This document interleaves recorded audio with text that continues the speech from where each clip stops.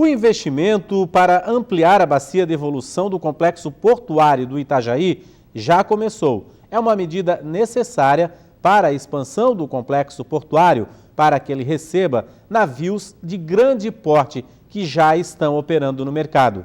Aqui no estúdio, eu converso com o professor Luciano Rodrigues, que é diretor do OGMO, o órgão gestor de mão de obra, e também professor do curso de Gestão e Logística da Univale. Obrigado pela sua presença.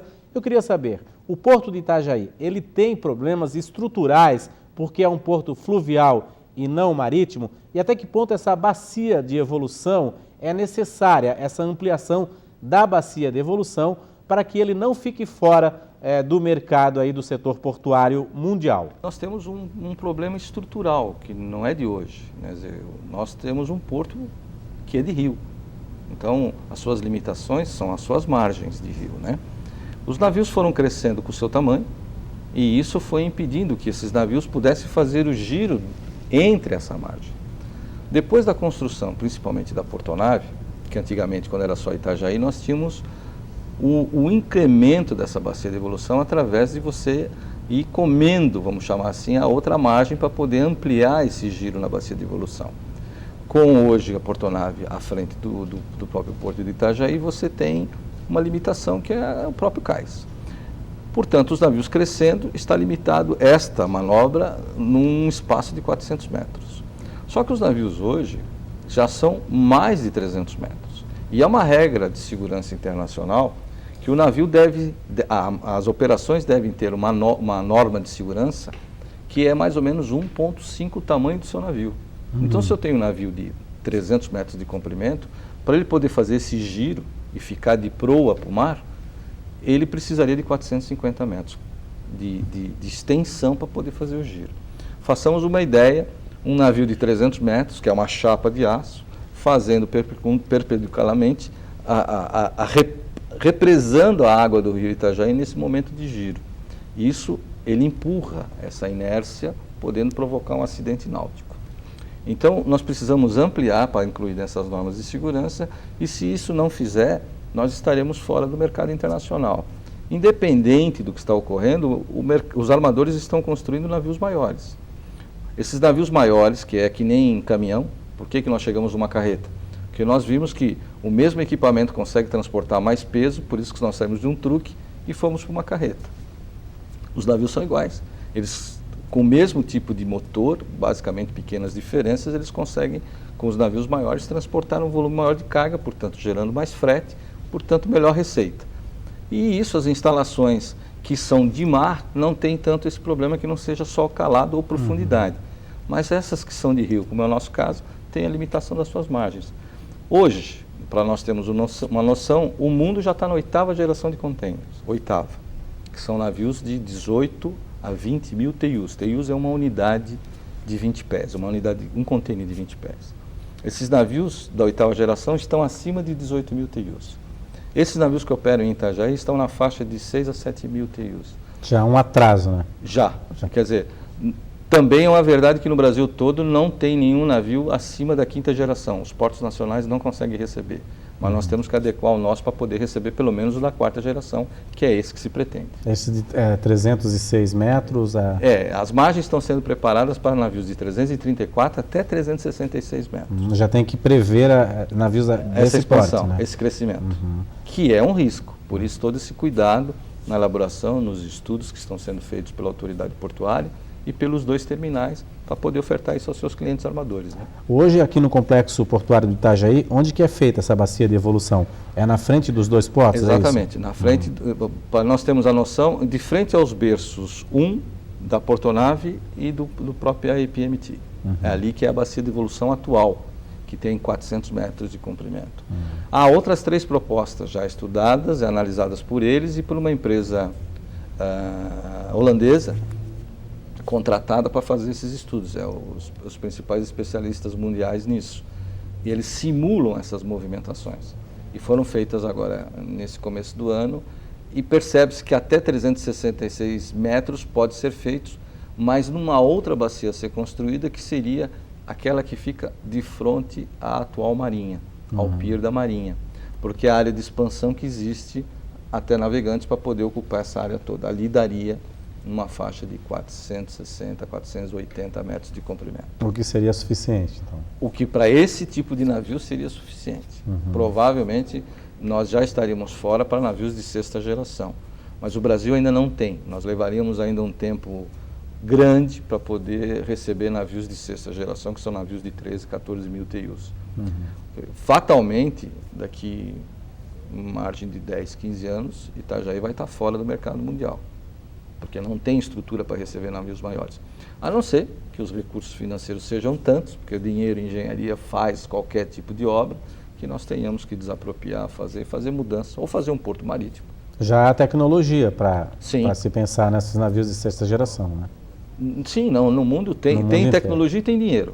Precisa ter vontade política e questões jurídicas e ambientais a serem resolvidas, né? Porque no Brasil, você sabe que qualquer desapropriação tem a sua grande dificuldade. Pois é, como que está essa situação? A gente vê hoje o pessoal, está sendo feito um levantamento socioeconômico do bairro São Pedro, né? Isso. Onde algumas famílias vão ser indenizadas, em torno de 95 famílias. Isso chega a ser um entrave também para o desenvolvimento de portos no Brasil? Não pela questão financeira, assim, com relação ao nosso problema local aqui.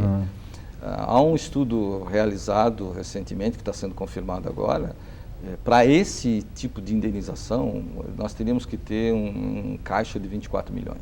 Só que existem outros problemas aí, nessa questão.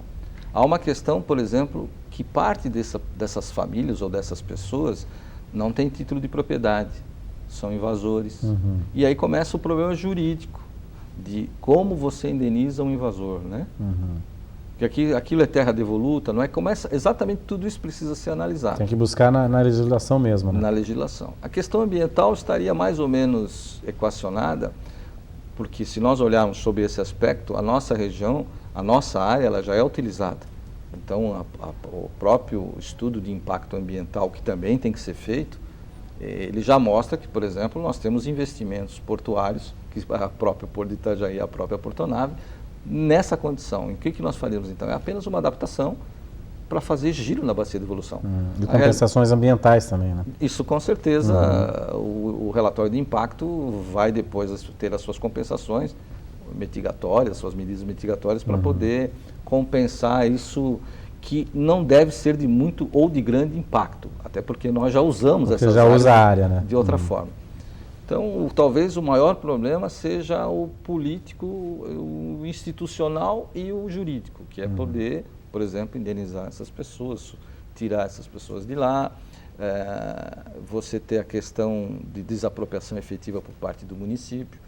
Eu também estou dizendo, eu não conheço se ali é só terra devoluta. Não sei se tem alguns com título de propriedade. Então, tem toda uma análise a ser feita para poder ser indenizado. Mas também tem estudos, assim, como se faz uma indenização onde vai passar a duplicação da BR-101, foi um exemplo disso, né? Sim. Então, já existe legislação, até jurisprudência sobre isso, que podem ser consultadas na realidade e que se torna mais fácil, né, essa indenização, né? Sim, eu acredito que sim. Mas qual é o nosso problema hoje? É o tempo. Tudo isso que nós estamos conversando, você sabe que demanda tempo, principalmente se cair na esfera política ou na esfera jurídica, demanda tempo. E eu não sei se nós temos esse tempo. Por quê? Porque o mercado exige isso imediatamente. Por quê? Os armadores substituem os seus navios menores por navios maiores, e se você não pode ofertar o porto que ele antes atracava, ele vai, por exemplo, ir para Itapoá, que é uma região que permite navios maiores, ele pode operar em Imbituba. Há uma diferença que antes, alguns anos atrás, não havia tanto número de terminais, por exemplo, em Santa Catarina, para ofertar a mesma estrutura a esse armador. Então, o nosso risco é poder perder esse armador, que é da casa, para uma região que tenha melhores condições estruturais para poder atendê-lo. Não quer dizer que isso ocorrerá, mas é um perigo que claramente o Porto e o Complexo de Itajaí passa. Agora, o senhor como especialista, né? O que é estar fora desse mercado? O que significa de impacto, não só para Itajaí, né? Mas para a região do entorno, aqui que depende também do comércio exterior, da logística, do setor portuário? Eu não quero ser mensageiro do apocalipse, né? Isso não, mas com certeza Quando você sai desse processo do mercado internacional marítimo, não é que nós ficaremos também sem nenhuma atividade, não é isso. Nós deveremos manter atividades e a nossa característica, até por estrutura que nós somos, pela cidade de Itajaí, pela sua retroárea que existe, que ela é fantástica, e porque a carga, na realidade, está por aqui, queira ou não queira, com todas as nossas dificuldades. A própria mão de obra, com toda dificuldade, é a melhor que existe hoje no mercado, no Brasil, se você comparar portos com portos. A IPMT é a que tem a melhor produtividade nos seus 65 terminais do grupo da IPMT. Então, a portonave, indiscutivelmente, também a sua capacidade, a sua armazenagem, a sua organização. Então, se você verificar, nós temos pontos positivos. O problema é que, impeditivamente, se eu não tiver outro tipo de atividade marítima para compensar a perda de navios maiores, claro que isso pode ser num universo de 10, 15 anos, mas também tem um mercado que a gente chama, na nossa linguajar, de mercado auxiliar, mercado feeder. Há uma tendência dos armadores a procurarem portos maiores, de águas profundas, para fazer as viagens transatlânticas e com isso carregar maior volume de carga de um ponto da Europa para um ponto na Sul-América. Pode ser Santos, eventualmente. E ali, Santos fazer a distribuição nos portos menores no Brasil. O que se chama de cabotagem, é isso? Não é bem cabotagem, porque a cabotagem é um transporte entre portos nacionais. Mas seria o sistema feeder, quer dizer, o sistema auxiliar do longo curso para poder distribuir a carga no Brasil. Necessariamente a cabotagem é carga nacional, né? E o longo curso não, ela precisa ser nacionalizada. Mas ela não precisa bater num ponto para nacionalizar, ela pode ser nacionalizada em outros portos nacionais, e esse sistema é chamado de feeder, são navios menores que poderiam fazer esse atendimento, que é o que está acontecendo hoje, por exemplo, na Europa. Curiosamente, até um detalhe, a Europa trabalha muito com carga que a gente chama de transbordo. O navio não vem de um ponto ao outro e larga a carga, isso nós chamamos de carga direta. O Brasil, basicamente, é carga direta. O exportador ou importador brasileiro, ele importa a carga para o porto mais próximo da casa dele. Então, a pessoa que compra uma máquina na Alemanha, de preferência, ele vai trazer essa carga ou para Itajaí, se for catarinense, ou Itajaí ou São Francisco, máximo Itapoá, porque é muito próximo da casa dele. Ele não concebe, e os custos brasileiros também não permitem, por exemplo, se você largar essa carga em Santos, fazer um transbordo, os custos ficam muito caros para poder levar essa máquina a esse nosso importador. Mas na Europa é permitido. As compensações que existem, não só tributárias, como a facilidade da logística, permite que basicamente os portos, principalmente da área do Mediterrâneo, operem na faixa de 40% a 50% com carga de transbordo. O Brasil ainda não tem isso. E é o mercado a ser explorado. É um mercado que talvez, nesse cenário de 15 anos, a gente possa estar operando também. O Brasil ainda tem, até pela sua conjuntura econômica e fiscal, obrigatoriamente carga direta. Ok, professor, a gente vai fazer um rápido intervalo, daqui a pouco eu volto a conversar com o professor Luciano mais um pouquinho sobre esse mercado de portos. Vamos ver um pouquinho sobre a medida provisória 595, que está sendo discutida no Congresso, e também um pouquinho sobre a implantação aí da ferrovia da integração, que é um grande sonho aí para o mercado também do comércio exterior, aqui para o Porto de Itajaí principalmente. É um instante só.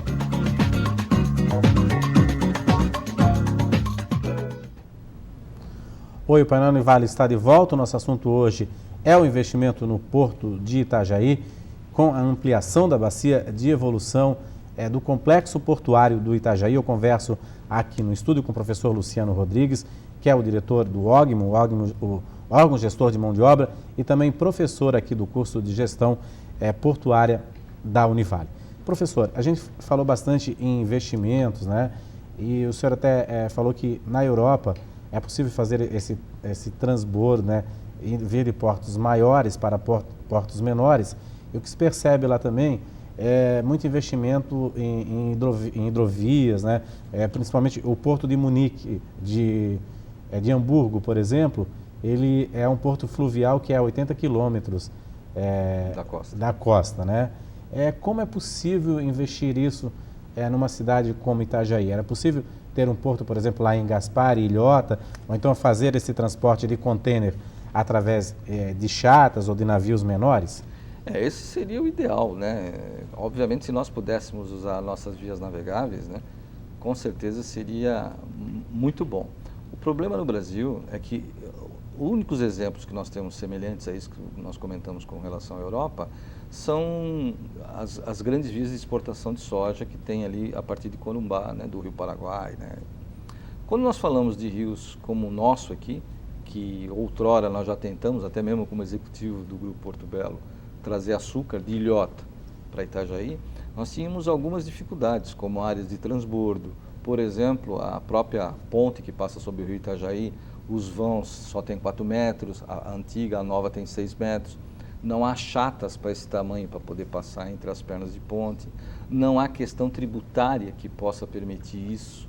Isso é outro grande problema. Quando você faz esse tipo de movimentação, incide os tributos de operação, porque a mercadoria não incide porque é de exportação, mas em compensação toda a movimentação interna, que a gente chama de carreto ou mão de obra interna, ela incide como se fosse, a tributação incide como se fosse uma venda de mercado interno. Então, sem uma política correta, sem investimentos com relação ao Estado, na infraestrutura de hidrovia, vai ser muito difícil que a gente consiga. Há um desejo, claro, como de você poder voltar, por exemplo, a navegar até Blumenau. Mas assim, nós sabemos que chegando a partir de Gaspar, regiões do rio Itajaí tem assoreamento brutal, né? Até explorar turisticamente, né? Já claro. houve esse projeto, esse desejo, né? Se você viaja aqui pela nossa rodovia até Blumenau, você vê que as margens estão desbarrancando. Quando desbarranca, ela vai para dentro do leito do rio. O leito do rio assoria, porque o barro ocupa o lugar de água. Aí as embarcações, mesmo que sejam de 3 ou 4 metros de calado, elas passam a ter assoreamento do rio, tem parte do rio que você já não consegue passar. Então precisa ter todo um trabalho, que eu entendo ser um trabalho institucional, de estrutura de hidrovia, para poder atender essa clientela, mesmo que seja para turismo. Agora, a consequência disso, né, são rodovias saturadas, como a BR-470, né? Completa. Existe aí um projeto, o governo do estado já deu lá o sinal para que seja feita o projeto da construção da ferrovia da integração, um estudo aí, o planejamento, né? O que isso significa para o setor portuário? Você vê nos grandes exemplos, tanto do europeu como do americano, que assim, o sistema portuário, ele é irrigado por um sistema de transporte. Não tem outro jeito. Tanto é que no Brasil, o comércio exterior brasileiro, 95% é por via marítima, portanto, cai nos portos. E o abastecimento dessa movimentação de carga nos portos, no Brasil, ela é completamente, talvez 90%, 92%, com exceção de soja ou com exceção um pouco de minério de ferro, que tem ferrovias específicas, ela é todinha feita por rodovia. Veja Santos. O próprio trem que chega em Santos, que tem lá uma malha que chega, que vem de São Paulo, de São José dos Campos, inclusive da GM, fazendo veículos e carros, passa no meio da favela. Passa a 30 centímetros dos barracos que invadiram essa região do trem. Então, no Brasil existe, além de uma política correta, um investimento correto nessa atividade. Toda a movimentação de carga, quanto mais pesada, quanto mais volumosa, em qualquer lugar do mundo, ela é deslocada via ferrovia e nunca por via de caminhão. O Brasil optou por um sistema errôneo.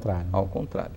Então, acho que a ideia dessa nossa ferrovia catarinense, que são duas até, existe inclusive a ideia da translitorânea, que viria lá de São Francisco ou de Itapoá, até mesmo até Imbituba, eu acho assim, nós não precisamos pensar muito. Gostaria muito que isso pudesse acontecer. Só que eu acho que é um sonho de verão, literal. Porque, primeiro, a hora que a gente fala em desapropriações dessas regiões e dessas áreas, mesmo que sejam em áreas de domínio público, que seria ao lado da ferrovia, que são as áreas de domínio, né? Nós teríamos dificuldade em pontes, se nós não conseguimos ainda duplicar a BR-101, nem a 470 e muito menos a 470, tu imagina fazer uma ferrovia com todas essas desapropriações, e sem falar nas desapropriações, o que nós estávamos comentando sobre a bacia de evolução de Itajaí, nós vamos ter problemas ambientais a serem resolvidos, que aqui é muito mais fácil porque é uma única região. Agora imagine lá de Itapoá, ou de São Francisco, vindo até em Imbituba, ocupando essas áreas, tanto para desapropriar, quanto na questão de meio ambiente. Imagina lá para cima também que tem um parque nacional, né? O Parque Nacional do Itajaí, fica bem mais complicado. Sim, né? como tem a ideia da Ferrovia do Frango, né, que viria toda do oeste para cá, ou para São Francisco, que também é outra incógnita, aí continua o jogo de força política para onde seria essa ferrovia, mas assim, eu talvez nem meus netos vejam essa evolução. Pelo próprio complicômetro que é, né, essas questões, e depois de resolvida a questão política, precisa resolver a questão financeira, portanto precisa ter recursos. Isso não se faz uma obra num ano, e desses recursos precisa resolver os problemas de desapropriação, portanto, problemas jurídicos, e depois de meio ambiente. Acho que por mais vontade que se tenha, nós vamos levar muitos anos para poder fazê-lo. Espero que se consiga, que é uma boa ideia, uma ótima ideia, é o exemplo. Nós não podemos inventar a roda, e esse é o exemplo que ocorre fora do Brasil, na Europa e nos Estados Unidos. Agora já havia o traçado, né? A ferrovia chegava aqui, inclusive passava fotos antigas que ela passava por dentro do porto, né? Por que no Brasil há esse retrocesso, assim? Porque houve essa desativação? Né? Eu tenho a impressão que é política errônea. As pessoas que normalmente assumem essas condições de comando no Brasil, eu tenho a impressão que faltam estudos mais especializados para poder tomar esse nível de decisão. Nós tomamos uma decisão na década de 50, que começou os investimentos em rodovia, que eu acho que foi o grande problema no Brasil. Não houve pessoas que pudessem acompanhar que a movimentação, principalmente de carga pesada e volumosa, não se faz por caminhão. E nós somos um país eminentemente exportador agrícola, né? Das 900 milhões de toneladas, 750 milhões foram só granel sólido, que é minério de ferro e soja. Então, basicamente, 80% de tudo que nós vendemos e comercializamos pelos portos foi granel sólido. Isso só pode ser transportado por ferrovia. Por isso que a gente vê nesse período de safra, que todo ano acontece, nesses 4 meses iniciais, né, a partir de fevereiro até o meio do ano, nós temos aquela fila de caminhões, por exemplo, de Curitiba a Paranaguá. O governo sabe disso, nós todos sabemos disso. Mas talvez, que é a próxima pergunta que você vai nos fazer, provavelmente sobre a medida provisória, esse é o grande X da questão. Nós estamos vendo que o problema de logístico brasileiro é sistêmico. A doença a doença brasileira que nós temos é essa, ela é sistêmica, ela não acontece só no porto. O porto é o último caminho da linha, é o último. E estoura tudo em cima do porto. E aí é que tem-se uma visão de que talvez o regime de exploração de portos é que esteja errado. Eu acho que nós estamos cuidando apenas do efeito. A causa nós estamos deixando sem cuidar. Esse é o problema.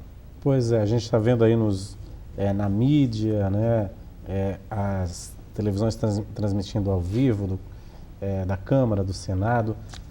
Quando o Congresso aprovar e a presidente Dilma sancionar, né, a MP 595, que é a lei dos portos, quais são os benefícios que essa lei pode trazer e quais são os malefícios dela, né? Quais são os pontos negativos dessa lei?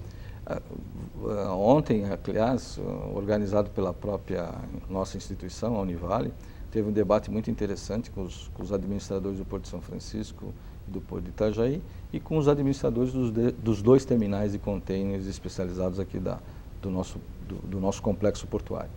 E lá, claramente, cada um emitiu a sua opinião. E está claro uma coisa, se essa medida provisória vem no sentido de melhorar a qualificação, melhorar um investimento, ninguém vai ser contra. Mas o que nos demonstra, depois de tanto tempo operando na área e escutando outros especialistas da própria atividade, a 8.630 é uma lei que surgiu em 93 para poder homogeneizar um marco regulatório que não existia no Brasil. Quem comandava a legislação portuária no Brasil era uma mistura de decisões de marinha na época em que o Brasil tinha uma ditadura militar. Então, a maioria da legislação portuária, se não era de Getúlio Vargas, era da época do governo militar de 64. Em 93 se homogeneizou isso e conseguiu se fazer o primeiro marco regulatório, que criava até conceitos interessantes com relação à exploração de porto. A única coisa que nós não podemos esquecer, e aí que é importante, a Constituição de 88 estabelece que a atividade portuária é uma atividade pública. E a própria Constituição diz que só tem 3 formas de você passar a atividade pública para a iniciativa privada. Pode, claro que pode, mas tem 3 formas. Ou licitação pública, ou outorga e permissão, que são 2 legislações em separado para poder acompanhar a questão da privatização dos portos. Sim. Então eu acho que a medida provisória, ela pode ter o aspecto, se ela tiver o objetivo do investimento correto, disso ampliar, mas o que nos mostra a sensibilidade que é o contrário, eu acho que vai inibir. Vai inibir e vai entrar no mercado aquele que tem dinheiro e não sabe operar. Porque é uma forma de você fazer um investimento, uma vez que está liberado, eu tenho dinheiro, mas não sou do ramo, fazer esse investimento. Vou te dar, até para terminar o meu comentário, assim, Santa Catarina tem 6 terminais de contêiner, 6, num raio de 200 quilômetros a partir de Itajaí. Nós chamamos de porto, que a área de influência dele chama-se a Interlândia dele. Em 6 terminais privados, em 200 quilômetros, qual é a Interlândia que nós temos aqui? Não existe, um se sobrepôs ao outro. E aí, quanto nós precisamos ter de movimentação de carga para isso? Se você fizer um número muito, assim, muito simples, nós precisamos, cada terminal, movimentar 20 mil contêineres. Por 6 terminais, teríamos que ter 120 mil contêineres para movimentar em Santa Catarina. Nós só movimentamos 70. Ok. Queria agradecer a sua presença aqui, obrigado pelas suas informações. E a gente torce aí que, pelo menos, os deputados e senadores sejam sensatos aí nessa decisão também. Muito obrigado aí pela sua presença. Obrigado pelo convite. Ok, o Painel Vale fica por aqui, até o próximo programa.